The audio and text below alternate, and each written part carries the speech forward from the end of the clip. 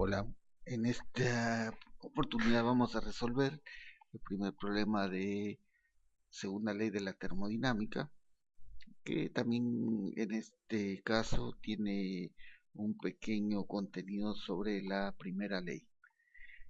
Leamos el enunciado, dice lo siguiente: un mol de gas ideal evoluciona en forma isotérmica desde una presión de 6 atmósferas y un volumen de 2 litros hasta una presión de 3 atmósferas y un volumen de 4 litros.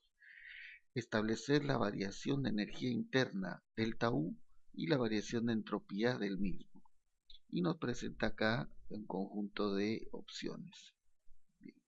Lo primero que vamos a hacer es vamos a trazar el gráfico PV de la situación para tener una idea más clara y ordenar los datos que se nos han brindado.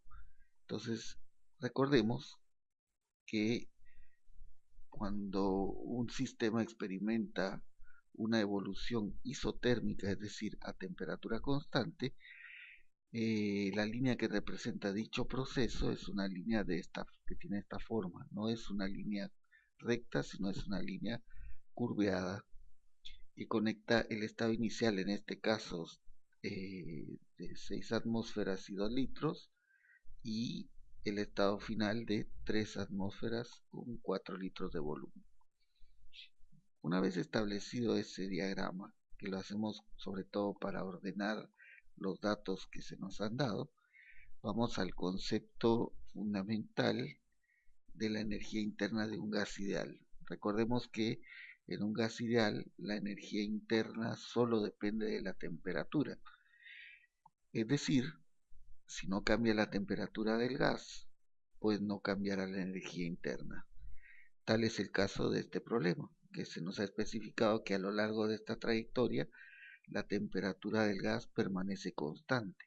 Por esa razón, la variación de energía interna de este gas ideal en este proceso es igual a cero. Eso es la primera, contestando a la primera pregunta de nuestro problema. Para contestar la segunda pregunta, que tiene que ver con la variación de entropía del gas en ese proceso, vamos a utilizar esta fórmula que dice que la variación de entropía de un gas ideal es el número de moles por la capacidad calorífica a volumen constante por el logaritmo natural de la división de la temperatura final sobre la temperatura inicial, más el número de moles por la constante universal de los gases por el logaritmo natural del volumen final sobre el volumen inicial. Sabemos por el enunciado que la temperatura del gas permanece constante, es decir, la temperatura final y la inicial son iguales. Al hacer la división entre dos temperaturas, siendo estas iguales, al dividirlas me da un resultado igual a 1.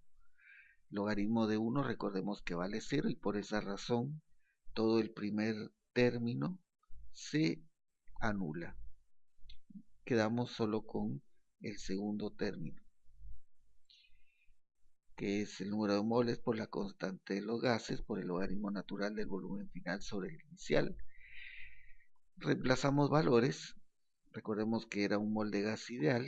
La constante sabemos que vale 0,082 atmósferas litros sobre mol Kelvin por el logaritmo natural del volumen final, que es 4 litros, y el inicial 2.